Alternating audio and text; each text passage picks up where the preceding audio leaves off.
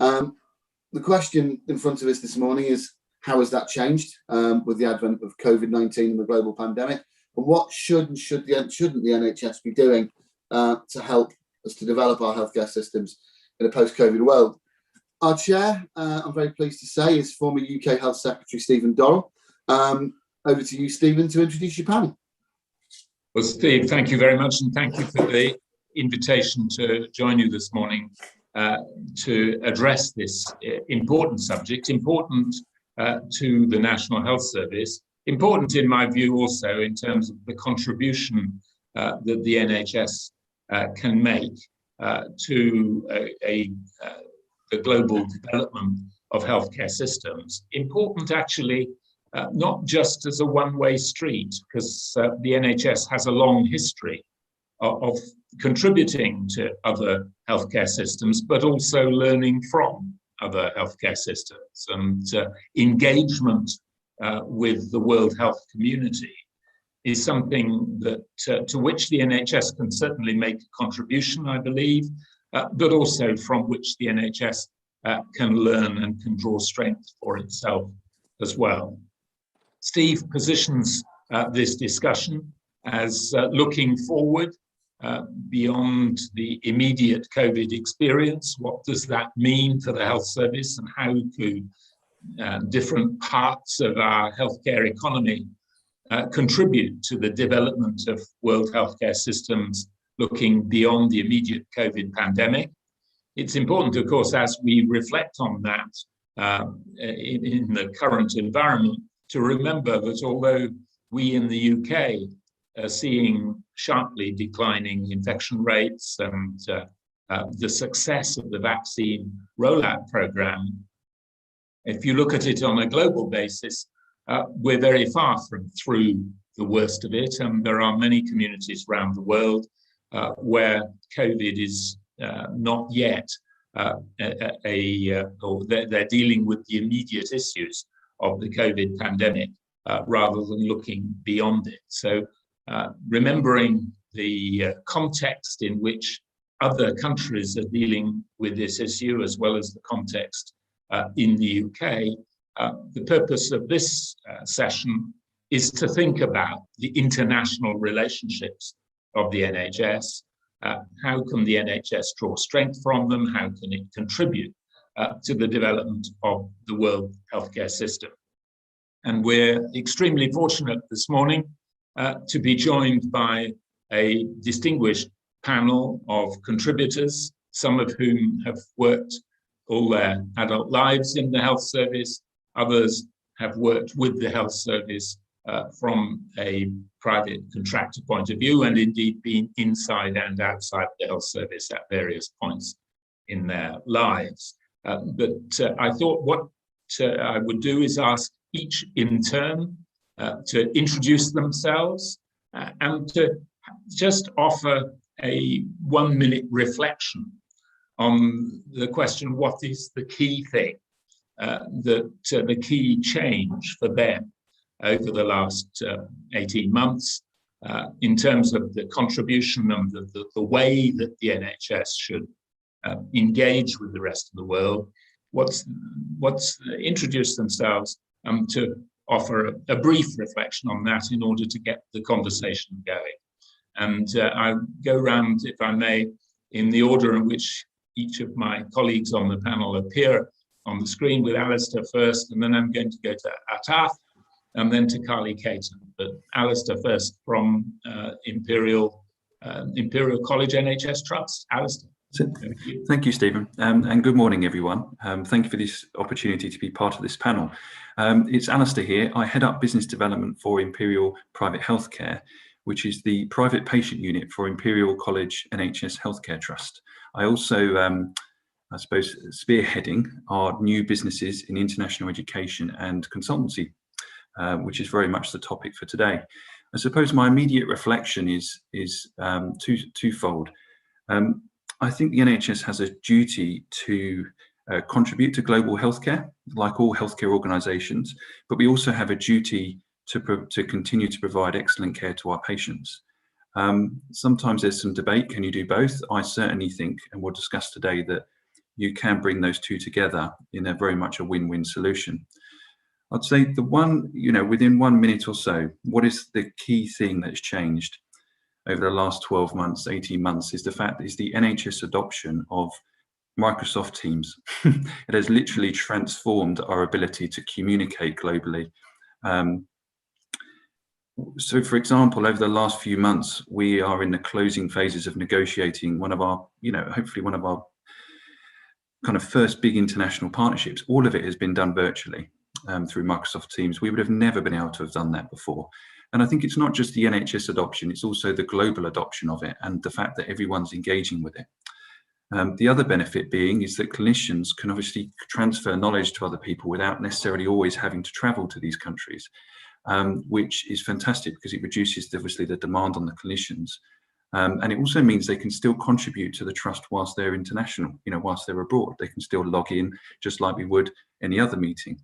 So I think that's really transformed things, and it's also made it potentially more scalable so that we can distribute that knowledge to lots and lots of people without having to spend a lot of time doing face-to-face communications. Thank you, Stephen. Alistair, thank you very much. Ironic, you said the NHS is now all on Teams. It's ironic that we're on Zoom this morning, but the point is very well made that we can have discussions without needing to contribute to to global warming through the airlines. It's possibly a provocative way of putting it. So it's point well made, and we will return to it.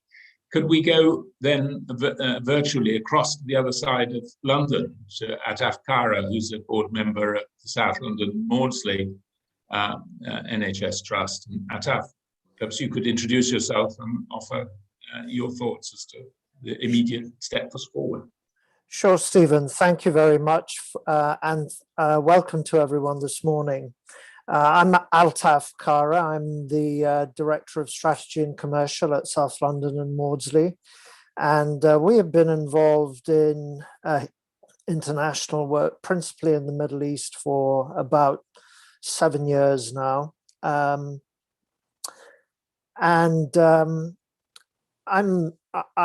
continue to be a believer in export. I think that's something that we should be doing as the NHS. And there are opportunities to be had for sure. I would echo the comments that Alistair's made about the sort of massive realization of what can be achieved electronically. So I think that has been a major learning over the last year. But I think to add to that, what the last year has also brought is a little bit of a paradox, it seems to me, in the sense that in many ways, I think the UK has probably got a better than expected, some would say better than deserved platform from which to talk about the great strengths of the NHS and export through its performance in the pandemic, perhaps not necessarily at the start, but certainly at this point, I think that there are many strengths that the NHS could be exploiting. But the paradox lies in the fact that we all have to deal with the impact of the pandemic at home. Enormous waiting lists that we all have to go through. And I think that makes it difficult in some ways. It would be good to hear Chris's viewpoint on this. I think it makes it difficult for both the NHS centrally, but also trusts to perhaps do as much as they would like to do externally, rather overseas. So I think that's my reflection on what the last year has brought. Well, thank you very much for that, and reminding us that although the NHS, I think, can contribute and benefit from international contacts, it will be judged not just domestically, but also internationally. Actually, it will be judged by its capacity to deliver prompt, high-quality healthcare to its own population. So that's a timely reminder that that has to be its first mission, first focus. Can I go next to Carly Caton? Then I'm going to go to Emma, and then Jed, and then Chris, right? So Carly, next, please. Thank you. Good morning, everyone. I'm Carly Caton. I'm a partner in the commercial healthcare team at the law firm Bevan Britton. And I've been working with the NHS and independent health sector on projects internationally for the past 10 years or so now. I also lead our international healthcare practice, and we mainly provide advice to our clients wanting to export their expertise internationally and enter into partnerships to provide their services. And also we advise inbound entrants into the UK healthcare market. For me, I think COVID has brought both challenges and possibly opportunities for the NHS. I think one of the things that both Alistair and Altaf have talked about is communication, and the way we're communicating with our international partners has obviously totally changed in the past year. And I think there was always a lot of emphasis put on the fact that you couldn't really do international business properly unless you were prepared to get on a plane and go around the world. And I think because that hasn't been a possibility, that's totally changed people's outlook on communication and how we can communicate and how we can forge partnerships. So I think that's one of the main things. Obviously, there's been no travel. There's also been no inbound patients from internationally into the UK. So I know that's caused some of our clients, quite difficulties during the past year. And the other thing that I would say is a lot of the people we work with have been totally diverted from their normal job of looking at business development or possible international partnerships into very much frontline COVID roles. So that's something that's really changed in the past year as well. But in terms of opportunities, I think we've seen an increased interest in surge hospitals and remote healthcare systems. And that's something that the NHS has done really well during the past year, and something that we can perhaps bring internationally that we wouldn't have been able to do so before. And I also think our strength in mental health services is something which is going to be, is needed all around the world already, but even more so perhaps after the pandemic. So they're my initial reflections. Thank you, Carly. And a particular opportunity there presumably for the Maudsley, if it's able to contribute to global networks and relationships. And we'll come back to that because it's an important theme. So next on my screen is Emma Sheldon. So Emma, perhaps you could introduce yourself and offer an introductory thought. Thank you, Stephen. Thanks so much for having me here, and it's a delight to be alongside the other panellists. I just wanted to introduce myself. I have worked in life sciences, healthcare, medical devices, and also then moved into consultancy and had the privilege to work alongside NHS organisations, other healthcare tech and medical device organisations who want to look at how to trade and sell their expertise internationally, and helping them to reflect on how to do that and what skills and resources might be required to take that leap or to expand their expertise in doing that. And I think what strikes me, at the risk of repeating what other people have said, because I think the biggest change is always in this year going to have to be the digital adoption. I think that's pretty a huge change that has happened. So I am going to be at risk of repeating that. The communication has blown away the cultural norms that existed around how to do business internationally to reflect those points. But I think to add to that, the digital, the ways of doing business digitally have also changed our business models. So the pace of innovation, the scale of change, the way that we're actually doing business and engaging with each other. And I think what struck me really strongly is the collaboration of teams around a problem.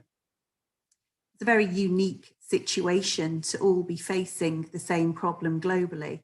It's clearly probably not going to ever be the same again, but to have that same problem globally, in different ways, and for us all to have collaborated around that problem, I think was a real strength.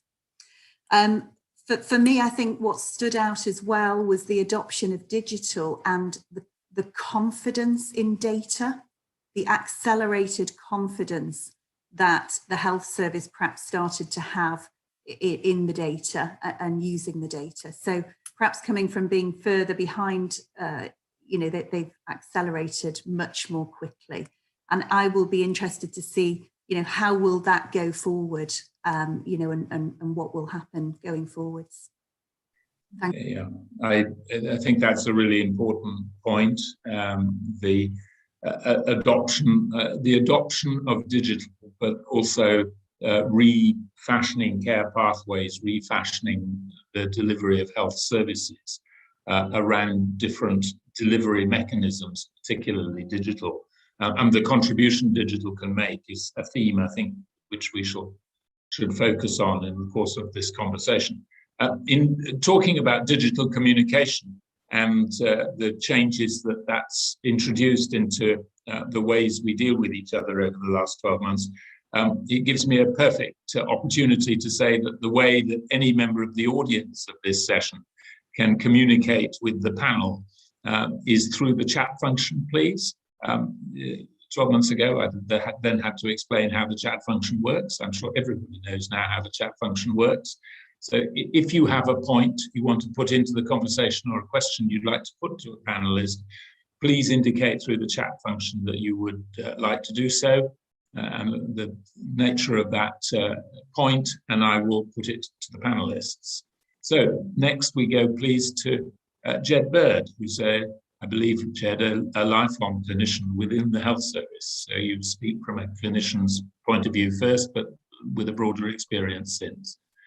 Yeah, thanks, Stephen. Much appreciated. So my name's Jed Byrne, and with your permission, I'm going to give 1 point from each of my two hats. So with one hat, I'm a practicing surgical oncologist who's spent quite a long period of time over the last 15 months on the front line within the NHS in Manchester. But I'm also the Global Director of Health Education England, which is the executive arm's length body of the Department of Health responsible for the NHS workforce quality and quantity.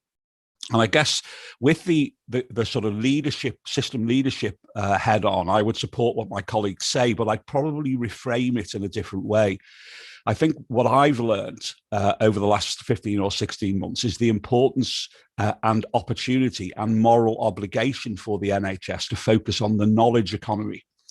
And the reality is that we've had over 70 years experience of making every mistake in the world in order to be able to deliver high quality healthcare. And that knowledge is exceptionally useful, whether it's about systems, leadership, transformation, improvement, whatever it may well be. And I think not only are there potential opportunities for the NHS in terms of its a global diplomacy, it's a global health security, but there's also a moral obligation because of the privilege that we've had over those 70 years in order to be able to share that information. From the front line, however, and this may even be slightly paradoxical, I think what I've learned, and I think what I'm going to perhaps concentrate the rest of my career on, is empowering frontline members of the healthcare workforce to develop peer-to-peer relationships globally. Because most of the solutions, the bespoke solutions for the pandemic as they've been managed within the NHS have been developed bottom up. And they're different in every healthcare provider. There are nuances involved. And I think we have made a real error over the course of the last few decades of not recognizing how powerful the empowerment of those frontline individuals may be on a global stage. So they would be the two things I've learned. Yeah, thank you very much. Definitely come back to that. The importance of peer-to-peer learning, including peer-to-peer across national frontiers. I think the people connection not the connection through official committees, but the exchange of experience between clinicians and indeed managers around world healthcare systems is an important theme that we should focus on. But before we come to substantive questions, Chris Bourne is an NHS manager, now sharing that experience more generally. Thanks very much, Stephen. So Chris Bourne, I spent 25 years in senior management in the NHS. The last few years I've been helping the NHS and private companies in the UK to export our healthcare expertise to various markets. And I think, what I think the pandemic has produced is a realization of how interconnected and interdependent we are across the world, that we all have facing similar challenges, some greater than others, and that we have therefore a responsibility to help each other and to deal with issues that sometimes get in the way of us helping each other. So part of the role that we have is to help unblock those things. So I work in Healthcare UK, which is a unit that's jointly funded by the Department of Health and Social Care in the UK, the NHS England and NHS Improvement, and also the Department for International Trade. And it's hosted in our trade department, the government trade department for the UK. So our job is to link really with all the countries across the world, and particularly some of the markets we target, to see what opportunities there are for sharing healthcare expertise. And I think what I would observe we've learned is that we've found ways of making healthcare more accessible, actually, to patients at a time when it's difficult for them to access healthcare in face-to-face, particularly. Again, it's back to the digital thing. The way that our primary care completely reversed from being a more or less face-to-face service to being a more or less digital and telephonic engagement, I think it was remarkable and how quickly it happened. And I think we've learned a lot about standing up systems and standing up services very fast. So whether it be the Nightingale hospitals or whether it be this remote consultation for GPs, I think that's been a real skill and development that we can offer people. And I think alongside that, of course, life sciences has been really in the focus. Of course, it has for the pandemic. And I think the way in which the NHS is a critical part of our life science industry, because it's where the clinical trials happen, it's where the clinical ideas happen, it's where the translation of research into real services happen. So I think the NHS has so much to offer other countries around the link with life sciences, whether it be pharmaceuticals or medical devices and equipment. And indeed, NHS trusts are actually creating some of those things themselves directly. So I think I think we've learned a lot, and I think we've got a lot to share. And it's a time when I think the British government in particular is focused on international relationships and also on developing our life science industry and its capability to share our experience across the world. But yes, of course, in the end, what's been quite interesting and exciting is running things like virtual trade missions. And isn't that wonderful that you can do that? And I think that's been a fantastic way to engage with our potential customers and colleague governments. Of course, I think some people will still need some more face-to-face to come, but you can do a lot virtually, and that's been a great discovery as well. Thank you, Stephen.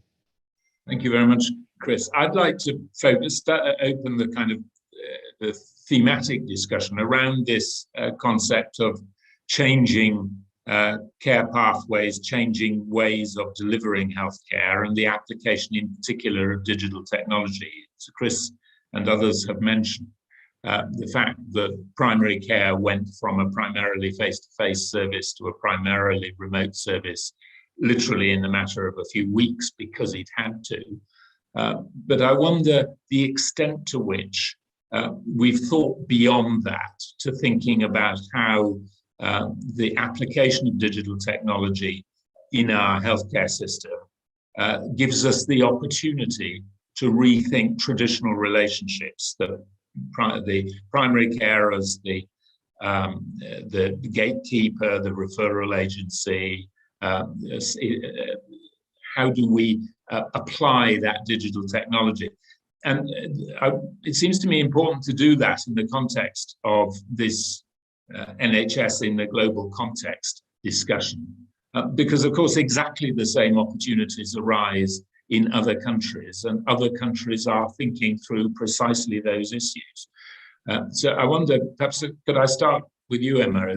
Is the opportunity that is there for us to develop technologies that allow us to rethink our healthcare system, and in doing so, to create opportunities for us to build on the NHS reputation as a global leader, to get some of these ideas developed and applied, and the extent to which that creates an opportunity both for the digital providers and also for the NHS itself. So, Emma, do you agree that that's a theme that the NHS should be following up? Yes, certainly, and I think it's certainly happening. There are some amazing innovations that are being created, adopted, and delivered. So some of those sitting in AI and the diagnosis of potential illnesses or areas that need to be that would otherwise take some time, are sort of being much more fast-tracked through the system to help with diagnosis. I think what I would say is that when you're looking at anything, there's always a risk, especially when things are moving so fast, that we don't look at the unintended consequences or the people who are being potentially left behind. So as things are being developed quite quickly, I think it's always, a sensible reflection to think about those people who maybe are left behind, or how, what are these unintended consequences that may hit anything that's being developed over time. And, I said this in a different conference, it's been a year, it's felt like a pretty long year, but it's only been a year. And, that's not a huge amount of time to tip and change, a huge amount of different ways of working. And therefore, I do think we just need to sit and reflect on how things have been deployed. And one of the things I would say is that when looking to internationalize, it's really important to think about the strengths that you're bringing. And that's a process that I know Carly and Chris and others have been through, and others within their own trusts. And I think it's quite easy to quickly go to an international stage to quickly want to help. But I think first reflecting back on what it is you can do is a really important exercise. I just therefore wanted to flag a different session, which is straight after this one. Carly and myself are running a breakout session. So if there are any specific questions we can answer with that, I'm sort of plugging a different session here. Sorry, Stephen. No, it's fine. It will flow directly through to help answer any specific questions that people might have. So if people in the audience want to attend that, please email emma@thetradeagency.co.uk, and Carly and I will be hosting that later. But I think it's a really important question, Stephen, and I think we've seen some huge strides. My sort of just warning is to make sure that we reflect. Thank you. Thank you. Thank you very much, Emma. Thank you for the plug for the next session as well. And I will, if I may, come to Carly in a moment to reflect on the way in which relationships can be built between providers and public and private providers in these changing care pathways. But Alistair's put his hand up, so I'm going to go to him next. And after, can I go to Alistair? And then Altaf, there's a specific question, I think, for you around the mental health services and the application of digital technology in a mental health service, where there's been a lot of development in recent times. So Alistair first, then Altaf, then Carly. Thank you, Stephen. Yeah, I was just reflecting on Emma's thoughts there, and I was just thinking, there's very much kind of two ways the NHS, well, there's probably several ways, but two ways in particular the NHS can approach export. It's either we do it directly and we export our knowledge, and very much on a peer-to-peer level.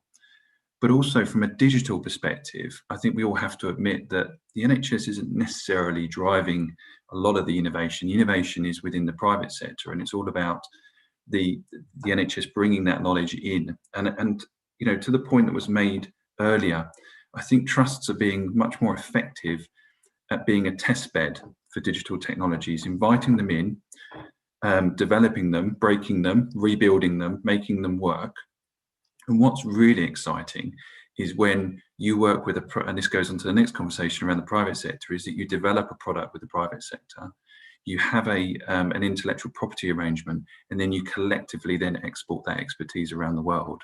But you do it with the kind of verification that it's been worked up in a real life melting pot of a situation, within like a major acute trust or a major mental health trust or something like that. And then what's really exciting is you can then bring the clinicians and the MDT approach, because you bring the private provider with the digital expertise, you test it, but also, you know, to Jed's point around bringing the doctors and the nurses to say, well, this is how it's implemented in practice on the ground. And that's when it starts to get exciting. But importantly, you work with the local teams to adapt it to the local need, because how we use it is always going to be different to how colleagues around the world are going to use it. So I think that, to me, that was just what was coming out of that conversation, Stephen. Thank you. I agree with that, and it's why I linked the development of new digital platforms to the shaping of healthcare. It's not just about a new gizmo that does something clever. It's about what it allows you to do in a healthcare system to change the way healthcare is delivered to individuals. So, Altaf, there are quite a lot of relatively young businesses seeking to apply this technology in the mental health space. And I wondered whether you were involved in it in Maudsley and saw it as an opportunity. Yes, very much so, Stephen. I think in many respects, though, I would echo Alistair's comments that I think that in many respects, the real advantage comes when we work with the private sector to develop both applications and platforms that then have applicability, and that is starting to happen. I mean, we get approaches from small and medium-sized enterprises who are who already have a product or who are in the middle of developing a product, but want the sort of expertise that an organization like ours can bring to them, to supplement what they're doing. And also lend some legitimacy, to what they're doing. And then that becomes, I think, a stronger basis for exporting digitally based products that can have a, more significant impact on how services are delivered. So that I think is something that is very much in action at the moment. Okay. Thank you, Carly. Is this an area that you've been involved in? I wanted then possibly to broaden the discussion beyond the sort of the community mental health services and the application of technology, Jed, in your field of oncology and linking the development of new treatments to outcome measurement and new care pathways seems to me to be an obvious field. But Carly, first, your thoughts. Do you have can you identify any examples of where new structures have been created around digital technology which have international application? Yeah, sure. So we have been working with quite a few NHS clients on the exact thing that Alistair and Altaf were just talking about, partnering with a private sector organisation who's bringing the sort of digital expertise, but not always the health or certainly the NHS angle expertise. And there are various things we need to look at here in order to protect the NHS as well and protect they're bringing a lot to the party, basically, and we need to make sure that's getting recognised and their brands being protected, their IPs being protected, and there's a good commercial partnership arrangement for all the parties, and that, the private sector partner isn't able to benefit more than everyone's getting benefited fairly for what they're bringing to the party, which is different in every every arrangement really, but it's we have seen this model a lot, and there are sort of guidelines around sharing IP and sharing data and so on within the NHS that we have to stick to when we're entering into these sorts of arrangements. But I think that the digital solutions can be quite overwhelming sometimes for people that are being sold to, because there are so many different things. And I think COVID has made people just choose something and stick to it, and they've had to get on and implement something. So that's sort of fast forwarded. But moving forwards, I think a strong sell is one where it has been tested with a really good brand NHS trust and a really good digital provider, and that then becomes very marketable globally. Yeah, thank you.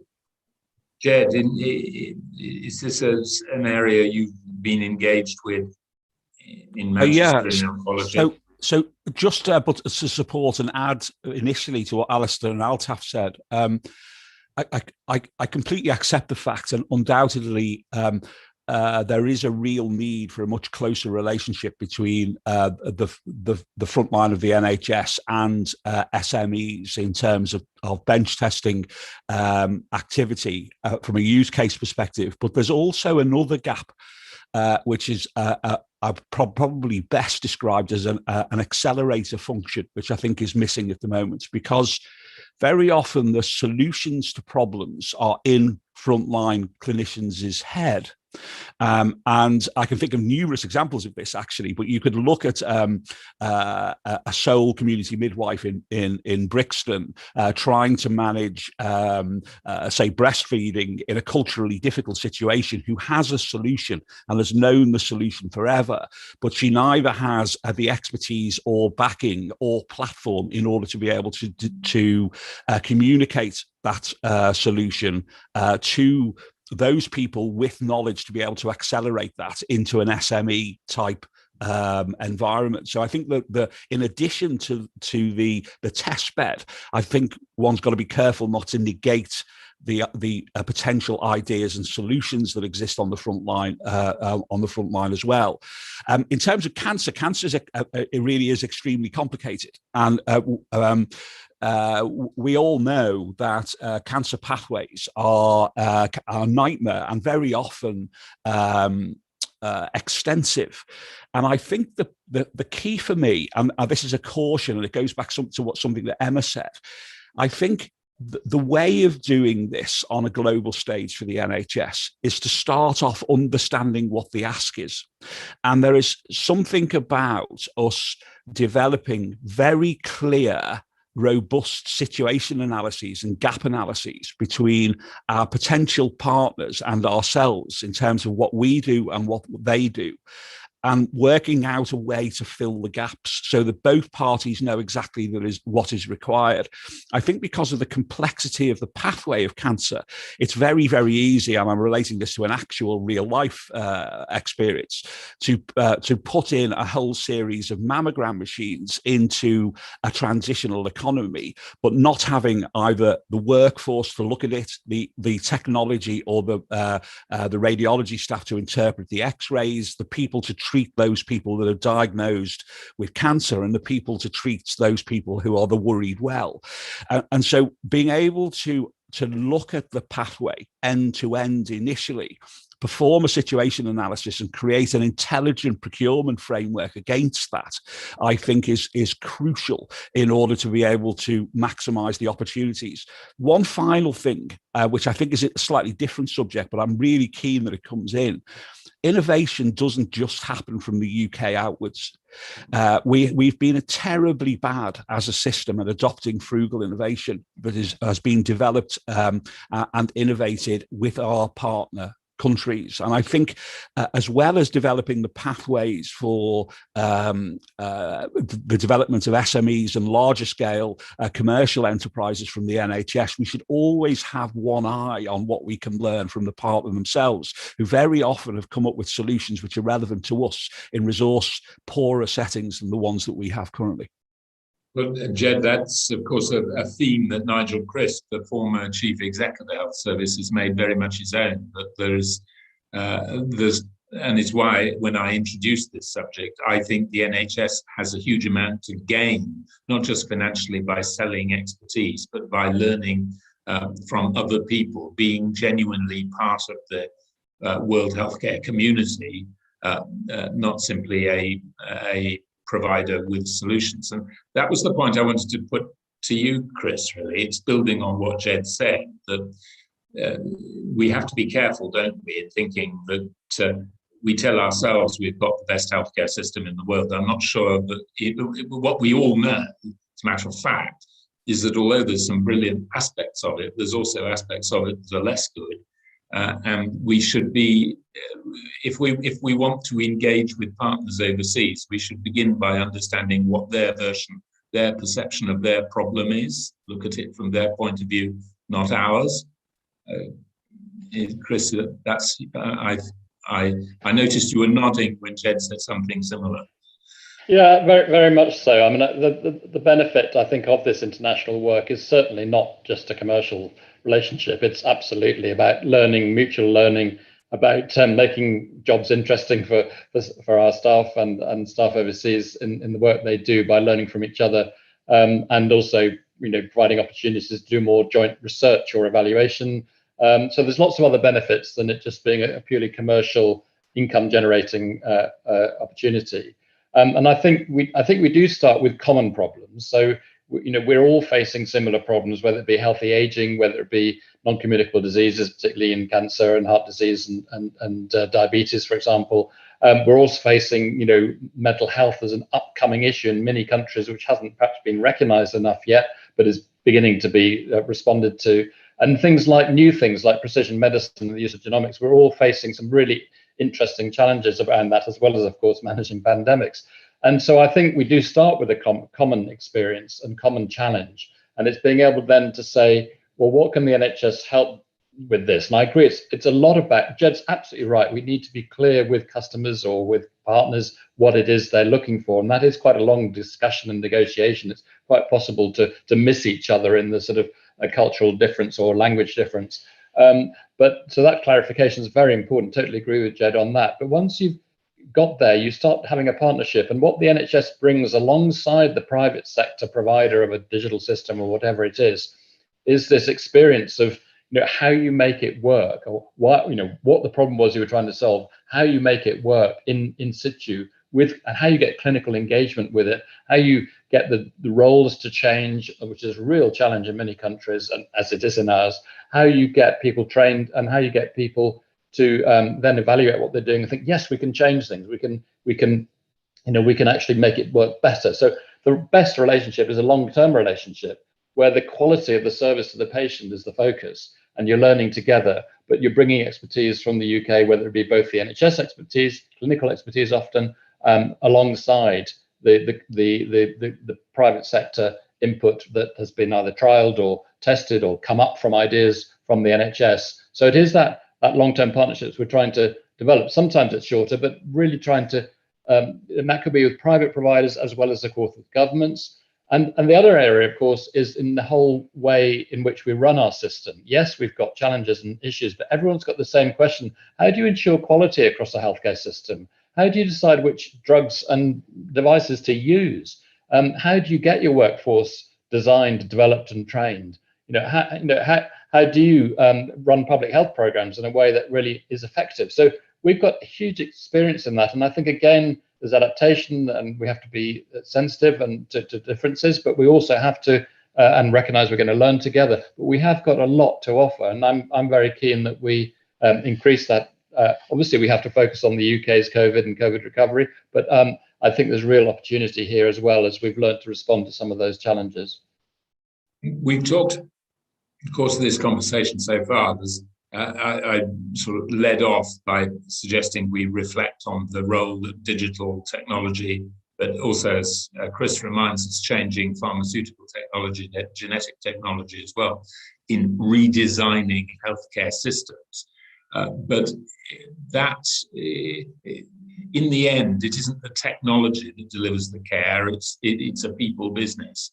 And I wanted to move the discussion on to the the relationship between the NHS bodies and their professional staff, and the importance of engaging, of the professions themselves engaging in this international discussion.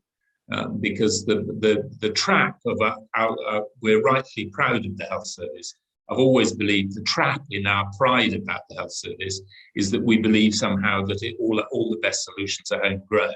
And actually the healthcare encouraging people exchanges, human level exchanges between professionals, it seems to be an important part of this process. Jed, you're from Health Education England. That's partly education, but it's a two-way street, isn't it? Yeah, I mean, I couldn't agree more, Stephen. And probably boils down to my personal passion, I guess. And apologies for talking like an educationalist just for 30 seconds. There are fundamentally three ways in which we as healthcare professionals or working within the system learn. One is somebody deciding what we learn by virtue of generating a curriculum. The second is through role modeling, by seeing what other people do. And the third is the impact that the environment in which we work has on our professional development. Without any question, the evidence now supports global learning environments as being the most powerful environments for the acquisition of meta skill development in human beings. And so the promotion of migration with an educational self-betterment and professional development emphasis can only do global health, the world of good, moving forward. And I think moving to pathways that enable that is absolutely essential. I think the NHS is waking up to that. Certainly my own institution, the reason that I'm here is because to a degree it's woken up to that.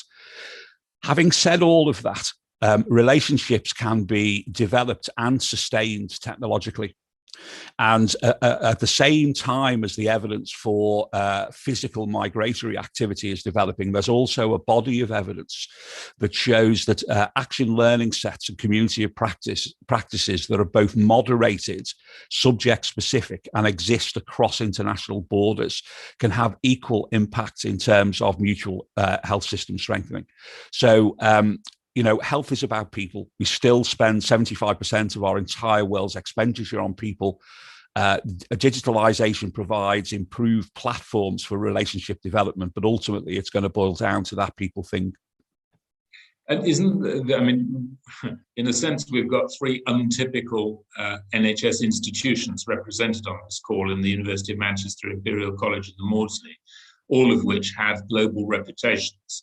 The challenge, it seems to me, for those three institutions and obviously others like you, is to put real emphasis on those human exchanges, professional exchanges, so that those three institutions are part of a global conversation.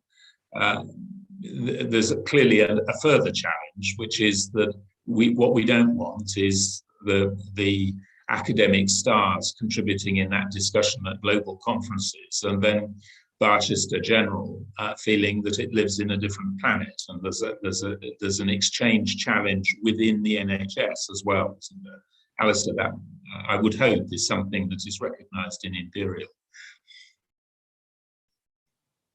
Oh, you're just nodding in agreement. Yeah, no, absolutely. We recognise it. I think, you know, to the point, our product is, let's talk about, you know, the NHS export product. It's our people, ultimately, you know.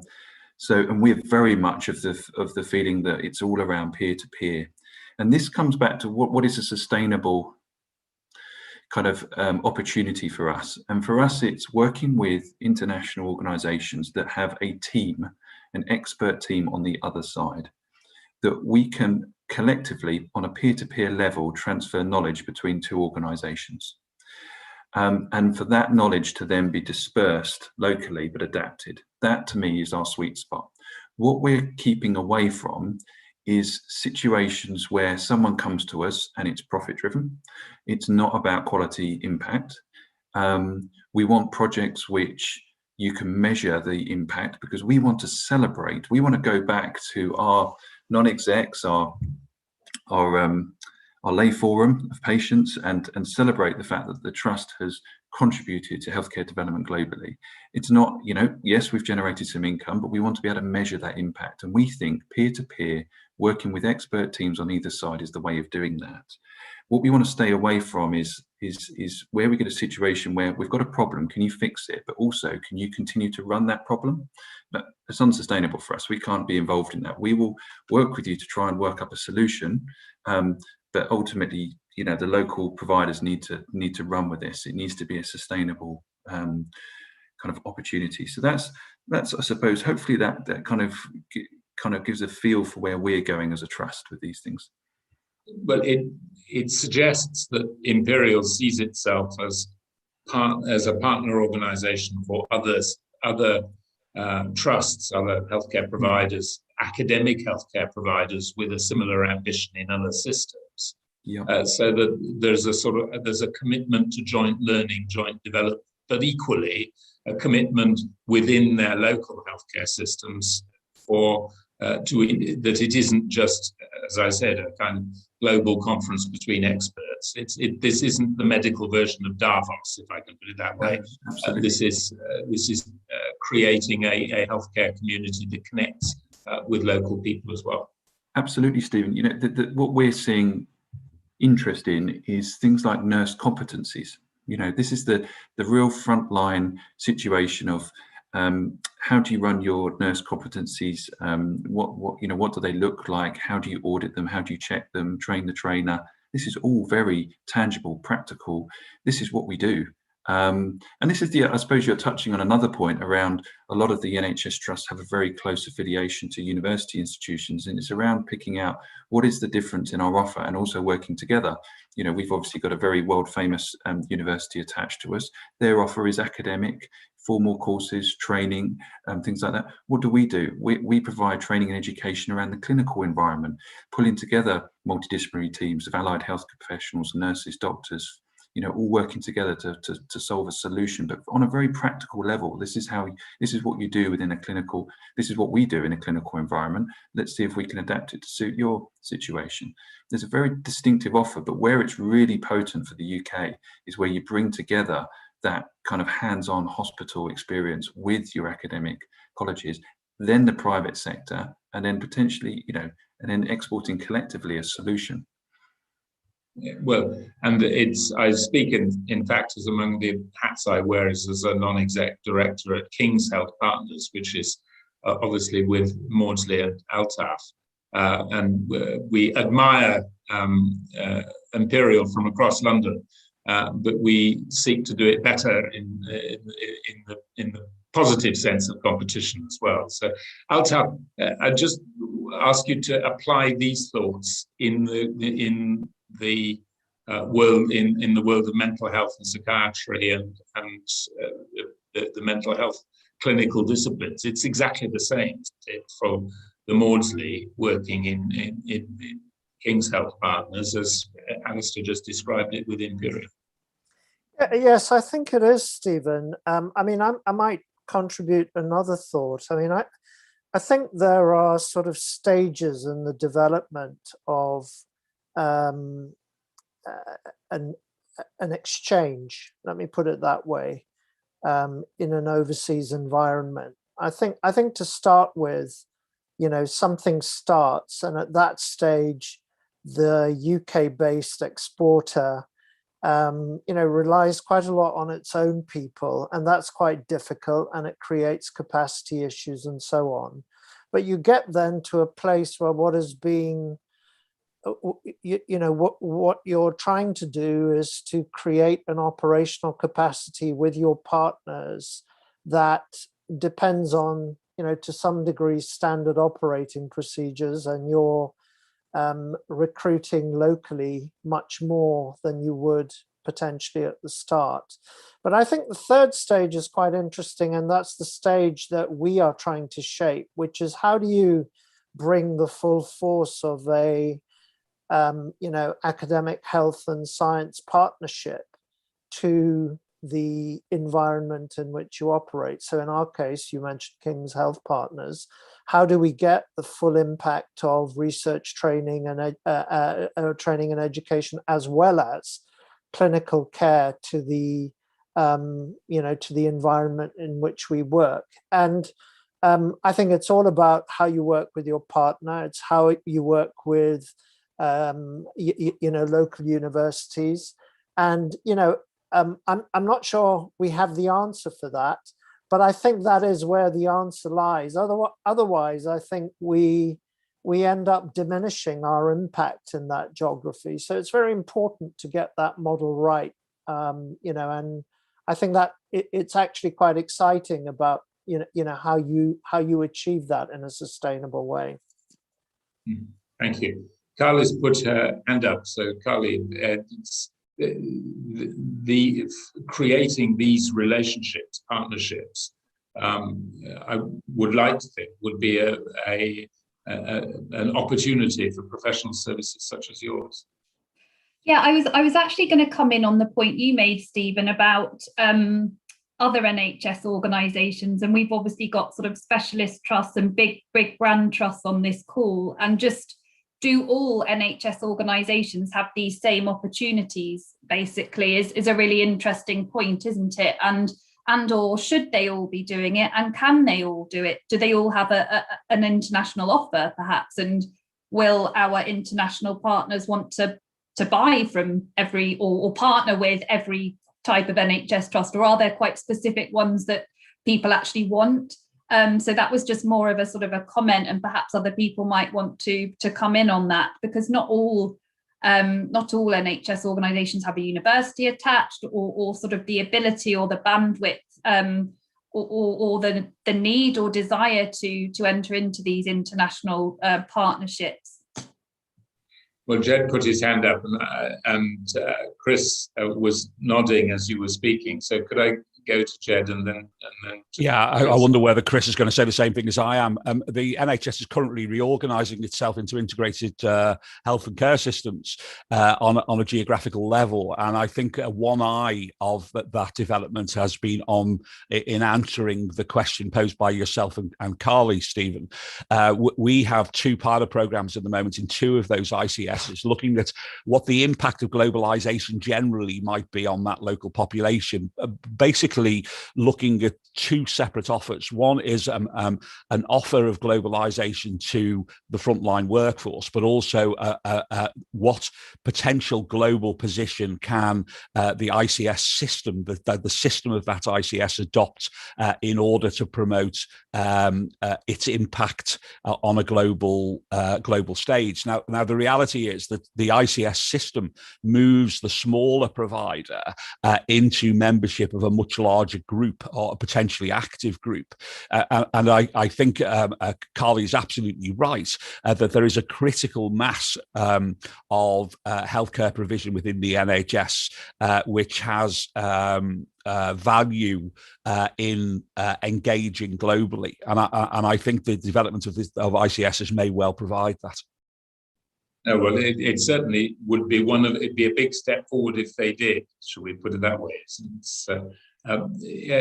Chris, you were going to come in. Yeah. Was it to make the same point? Well, I think Carly's right. It's not for everyone, this. We've already talked about some of the challenges, including, the fact that you do have to work hard on mutual expectations and understanding each other. So people are used to tendering and contracting and negotiating, but actually, when you've got the added, issues of distance, language, cultural difference, and so on, it is harder. And people, it's not for everyone. Not everyone's geared up for it or got the capacity for it. So we work, for example, we're particularly focused on a group of trusts around 35 or so, and about 14 arm's length bodies that we're working with more intensively. This isn't to say we will not be interested in someone else coming along and offering that. But we definitely want to, and because we support any trust that wants to do it, or any NHS organisation that wants to do it. But we do, you're right. And I think Jed's also right that we're hoping that various things like the integrated care systems, like the work of the academic health science networks, like the work of commissioning support units actually can help bring NHS organisations together.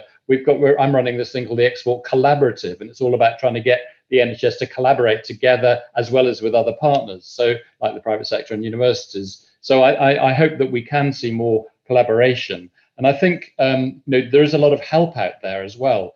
I won't go singing all the praises of the Trade Department, but we do have people across the world who are ready to advise and help with opportunities. We do have Healthcare UK and its various services to support NHS trusts in thinking through their commercial strategy and how they approach it. And we do have organisations like UK International Healthcare Management Association, which puts together NHS and private sector partners to respond to opportunities. We do have now the UK Healthcare Pavilion that's just been set up by the ABHI, the Association of British Healthcare Industries, where you can put your wares. There's also a British government website you can present yourself on and get advice from. So there's a lot of help out there, and that's what Healthcare UK and people like me are here to do. So I hope we can support more trusts and more NHS organisations and more groupings of trusts, health partners or ICSs to respond to this international opportunity. Thank you. I'm sorry if you will have gathered that our office fire alarm system is tested at 11 a.m. on a Wednesday. I wanted to go to Emma next. I think you were having a bit of technical difficulty, Emma, but if you heard that element of the conversation, what we were seeking to do was focus on the role of NHS organisations partnering with other organisations elsewhere in the world. And that's relatively easy. Relatively, I emphasize, for organisations with global reputations like Imperial. The question was whether it's more difficult, or it's different at the very least for smaller NHS organisations.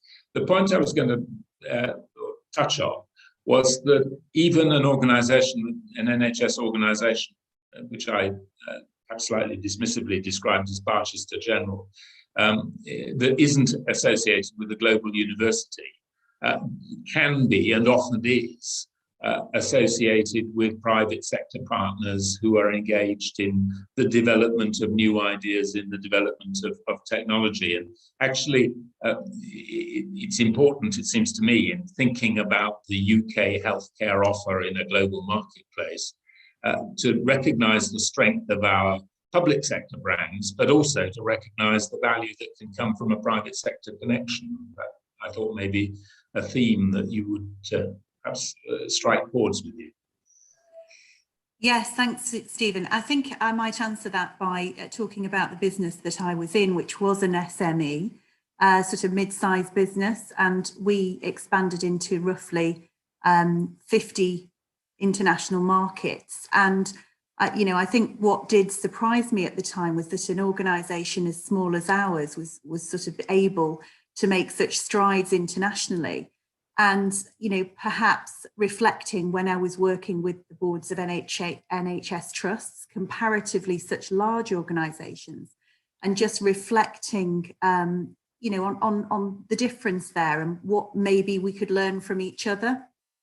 And what I would say is there's some pretty big themes there that make a big difference if you can get them right. One of which is the old adage, you get what you measure.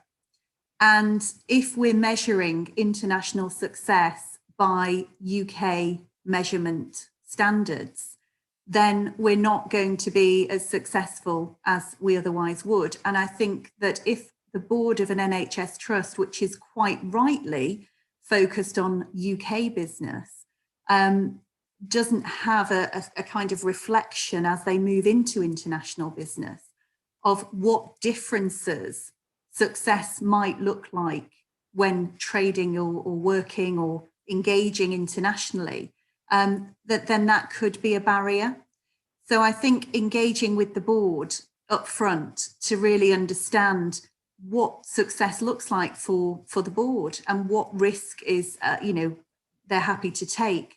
I in my business, I was competing with the manufacturing director for money when I was trying to go international. And those were always difficult conversations because, they were very easily able to prove that changing this bit of business, this bit of technology would bring a return. and I was trying to talk about going internationally. So I think those conversations, as somebody said earlier, it's a people game. And, it really is about having the right measurements and investing, understanding that it's an investment of time, energy, frustration, money, risk, failure, potential reputational damage. There are investments on this side that need to be considered. And then potential huge returns that people have talked about, like learning and learning from failure, or embedding other people's, potentially much better ways of doing things into our own systems, as Jed talked about.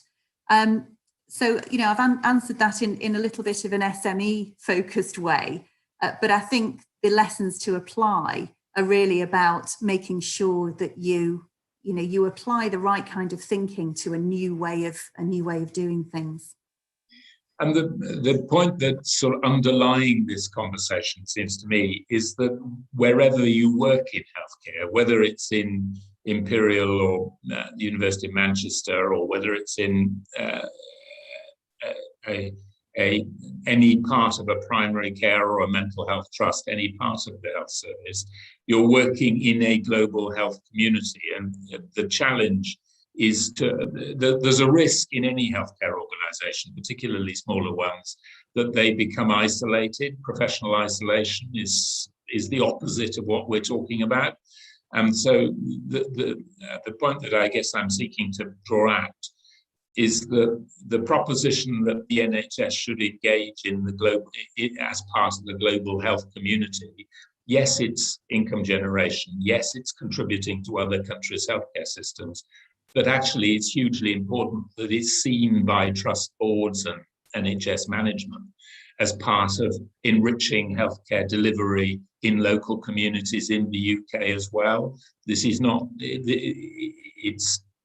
there's a benefit, there's a tangible benefit within the local community if you avoid professional isolation, and you avoid professional isolation by getting involved in this process.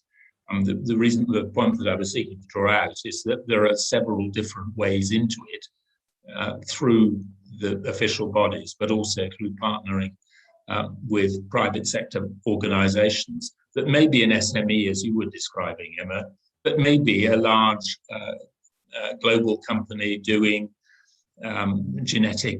engaged in genetic development, or engaged in digital development, or there's a multitude of ways into this exchange, but every NHS organisation ought to be looking for one way into it that works for them, is, I suppose, my simple proposition. Chris, does that leave you feeling comfortable? Or you said it's not for everybody.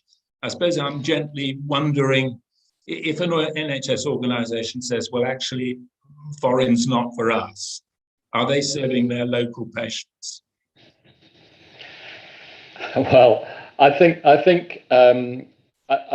any organisation has to work out what their priorities are and what their focus is. And I think it is quite difficult to build up the capacity. I'm sure Alistair and Altaf would say that it takes time to build up capacity. It helps if you've got some other sources of income to start your journey. So international private patients was mentioned earlier on.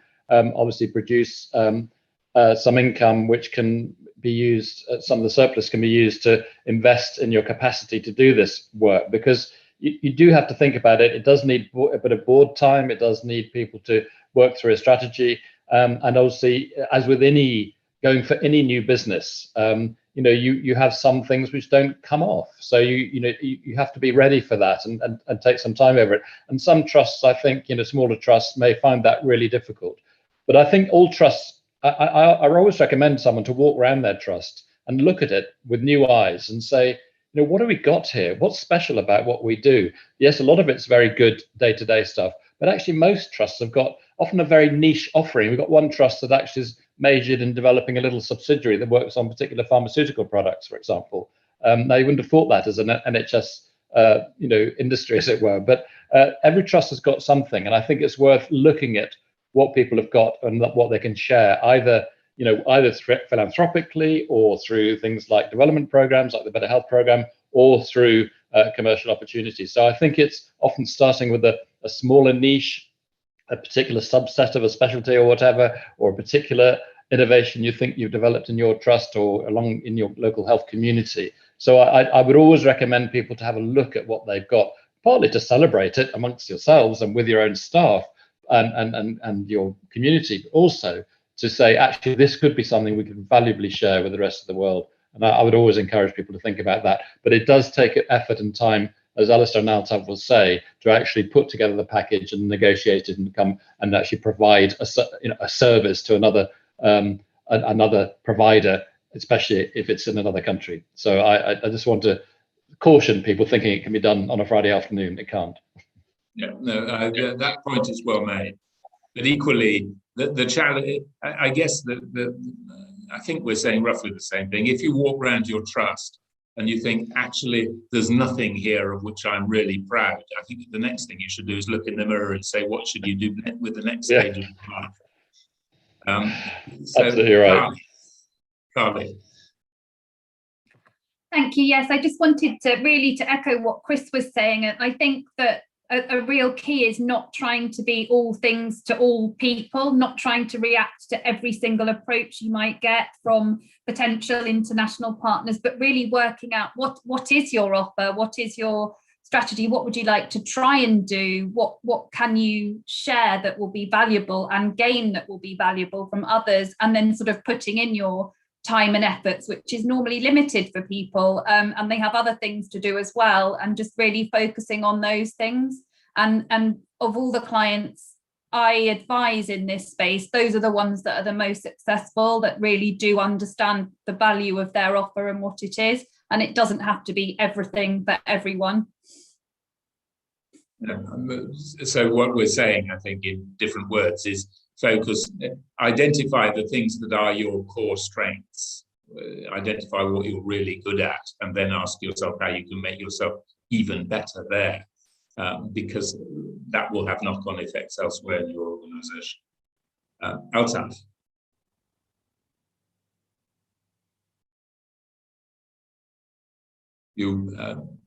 Thank you, Stephen. Sorry, I was struggling with my mute button. I was just responding to your challenge, Stephen, to Chris about, are you doing a disservice to your local community if you're not looking to identify the best things that you can export? So I don't think you are, first of all. I think that there is quite a lot to doing this and quite a lot of risks. But the point I wanted to make was that unless there is a really clear case about why this can be sustaining and why it can generate a surplus sustainably for the trust, I don't think you keep your board with you, frankly, and other stakeholders. So I think if the case is based on, I think it was Emma made the point, I think if the case is based on too many upsides which are hard to measure and, quite long term, I think given the geographies that one is typically going to be working with, it's quite a hard road to sustain board and other stakeholder success in this, in this undertaking. And that's why I would tend to agree with Chris that, there are probably 30 or 40 organizations who could, who could do this. I base that on no fact base, but I don't think it's everyone, simply because of, the issues regarding some leeway to invest in this, a brand name that people are interested in, the ability to, retain the trust board support, governor support, etc. I think those are real considerations. So I think if a trust took the view, even an outstanding organization, that they weren't going to export, I don't think we could say that that's a disservice to their local population. Okay, I'm not going to pursue the topic. And I absolutely, if you're the other extreme, a trust that requires improvement, you clearly need to be focusing on improving your service to your local community. I was simply seeking to remind us that in some parts of the country, and we all know there's no blame attached to that, it's simply it's a matter of geography. There is a challenge of isolation, and engaging those, finding a way for those organisations to engage with the broader health community is one of the challenges, unavoidable challenges, it seems to me, that those management teams face. So Jed wanted to come in, and then Emma. I think it's very important to define what you're talking about. We have several programs. I can in Carlisle, Morecambe Bay, some areas in the northeast, North Lincolnshire, where we've used globalization as a tool to attract, recruit, and retain staff. So I think if what we're talking about here is packaging products and being able to create SMEs on the base of it, I completely agree, I think, with everything that's been said to date. But I think the notion of globalizing learning and professional development within the NHS is for everybody, actually. And I think it's likely to impact on small, hard to recruit to organisations more so perhaps than in some of the larger organisations. So I accept what is being said with the caveat of the people's lens on this. Thank you, Jed.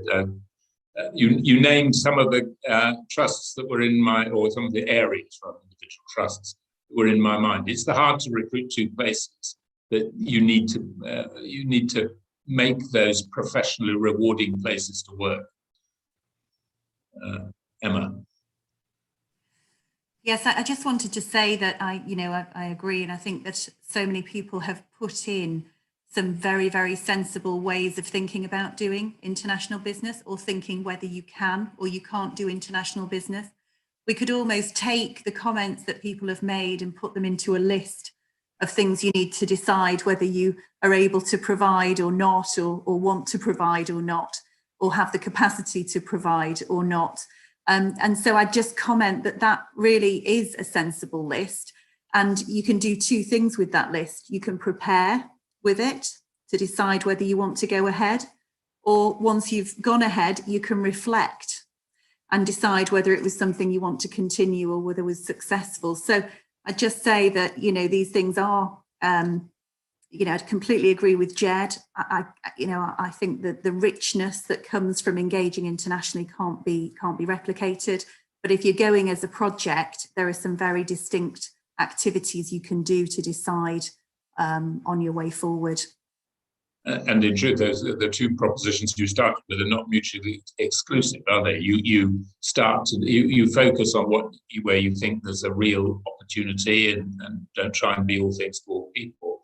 And you keep revising that based on your experience. Is it working? If it isn't working, don't keep flogging it. Okay, we've got about just over 10 minutes left. There was one theme on the people space that I just thought was worth putting into the conversation, which was the role of the professional regulators. I'm not really talking about NHS England and the system regulators, more the professional bodies, the Royal Colleges, the General Medical Council, the people who own professional standards in our healthcare system. The GMC has expressed an interest in the past in engaging in the global community. And I wonder whether that is part of the professional network, the people-based network that we've been discussing this morning, and whether alongside NHS organisations, there's a role for the professional regulators in building this global story that we're discussing.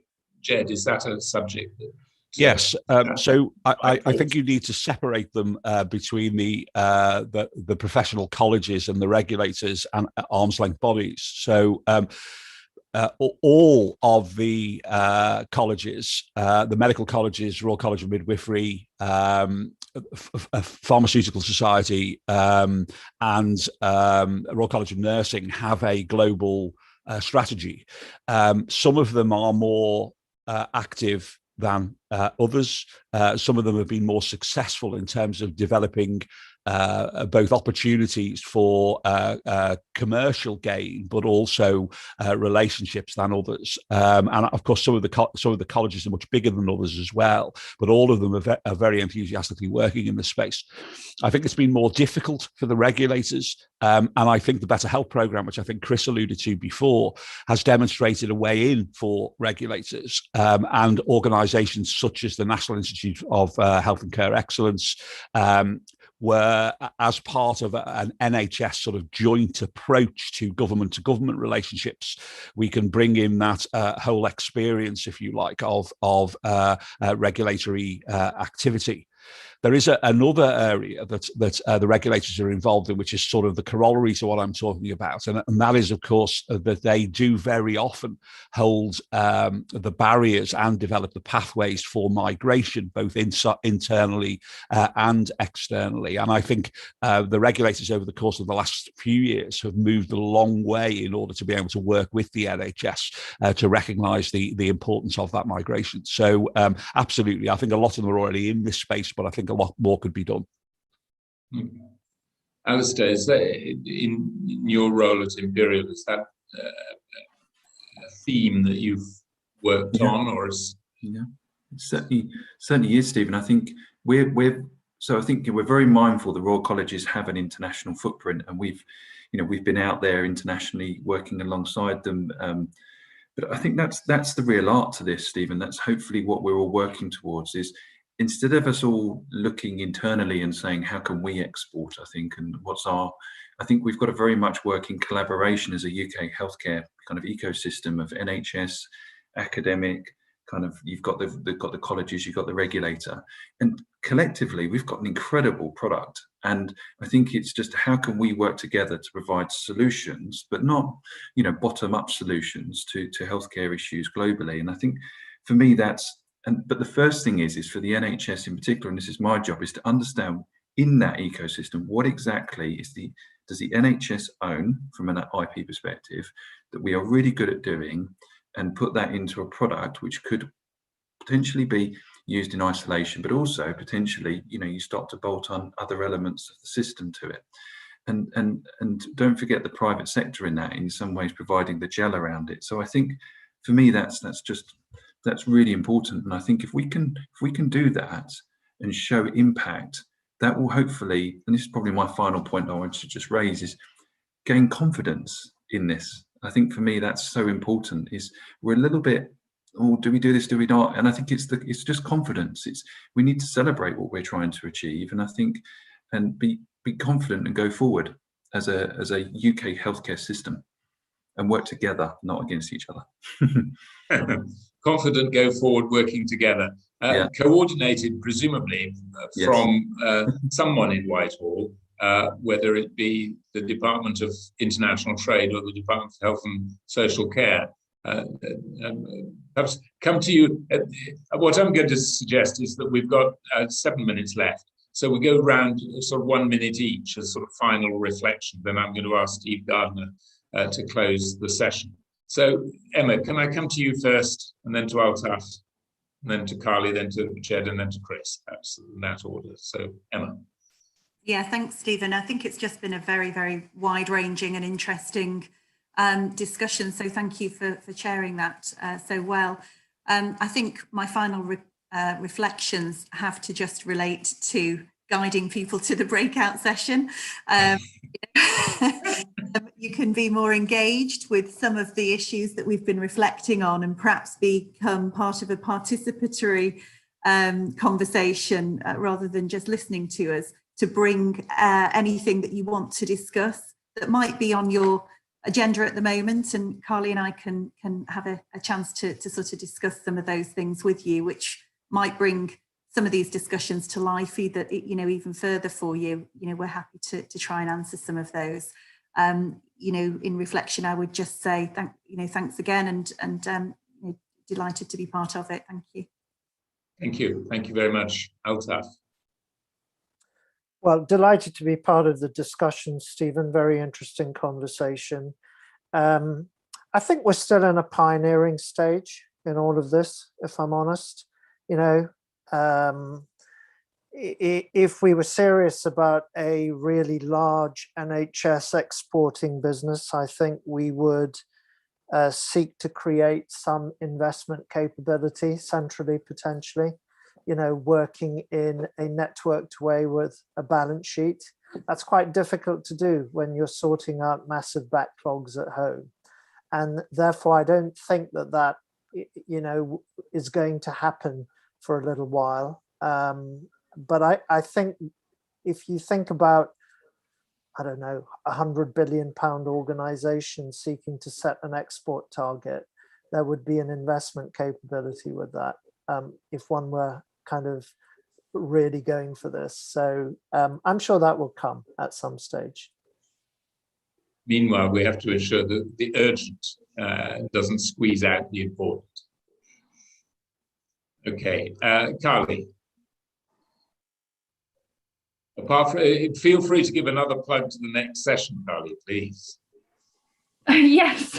Well, echoing Emma's comments first, please join us if you've got any questions or anything you want to talk about in more detail afterwards. I think the key point for me is a point that was drawn out about halfway through the session, that people are key to making this happen, really. The workforce, and the digital advancements are amazing, but it's the people who have got to implement them, and also just that the NHS clearly is part of the global healthcare market. So I think keeping on moving forwards and finding our place and finding how best we can expand what we are already doing, because there's some great export work already going on. So brilliant. Thank you, Carly.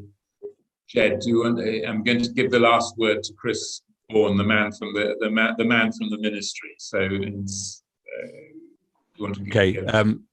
Be very quickly. I think what the pandemic has shown us is that when you look through a global lens, we are facing a whole series of risks, but also presented with a whole series of new opportunities. And I share Altaf's opinion that we really are at the beginning of the curve on this. I think, again, to support what Carly said, and I said it in the middle of the meeting, health ultimately is all about people, and people work best in partnership. And whether that partnership's government to government, place-based, institution to institution, or just on a human level, I think the promotion and development of those partnerships is absolutely key to developing the right soil to grow industry and commerce as we move forward. And I think the NHS has hundreds of USPs which would benefit from those partnerships. Brilliant. Thank you, Jed. So, Chris, what does it look like from the Department of International Trade? Well, thank you, Stephen. I think we've had a very, very good discussion. And I'd like to thank all the people who've attended as well, and if there are people out there who want to learn more about what they can learn from or get from the NHS internationally, then please do get in contact with us in Healthcare UK. And whether it be governments, whether it be private health providers or others who are investors and developers who are interested in working with the NHS, we're always pleased to hear from people overseas, as well as obviously people within the UK that want to get onto this work. Because there is more help coming, and the NHS Export Collaborative are about to set up a new team that will add to what we already do. Emma mentioned that we could put together all our great ideas in this panel and you'd have a lot of advice to the NHS. Well, we've already got that. I think Emma knows that we put together a series of products to consultancy and advisory and training and education and tools to help trusts work out what it is they want to do internationally. So I would just keep saying there is help there, particularly from Healthcare UK, based in the Trade Department, but very much a creature of all three departments, the Department of Health and Social Care, NHS England, NHS Improvement, as well as the Trade Department. So we are upping the ante on the support we're giving to the NHS to do this work. And I think we see that already in some of the statements we're hearing from ministers, from senior people in the NHS, such as Lord Pryor, for example, chairman of NHS England, that they do see the value in doing this international work, as we've been discussing. So there's help from us. There's enthusiasm to develop what we can do. I agree with Altav, it's not easy, and there's still a lot to learn. But I think we're really in a good place despite COVID, and maybe because of some things we've learned from COVID, to really do more international learning and commercial engagement. So I think this is a very good time for us, and we're very keen to make the NHS more global. Well, Chris, thank you very much. And that's perhaps the note on which to end. I think it's, from my point of view, certainly the right note on which to end. I'd like to say a big thank you to the members of the panel, and as Chris said, thank you to those who've joined us and listened to us opining in front of you on a Wednesday morning. But thank you for that. And with that, I'm going to hand back to Steve Gardner, Managing Director of the trade agency sponsor of the Healthcare World Festival. Thank you, Steve. Over to you. Thank you, Stephen, and thanks very much to the panel. Brilliant debate. It's quite interesting. I've been having my own debate on the chat as you guys have been talking. There have been lots of people texting questions and lots of debate flying around there as well. So always interesting. I think these sessions on what the NHS can and can't and should or shouldn't do internationally are always passionate. They're always fascinating. There's always, I think, a will that we should be sharing our expertise and learning as well from other countries. I think my only reflection would be it'd be nice if we saw more doing, but hopefully the work that Chris is involved in at Healthcare UK will help that to happen. Finally, I will join the other voices and say at 12 o'clock we have our breakout session with Emma and Carly and myself.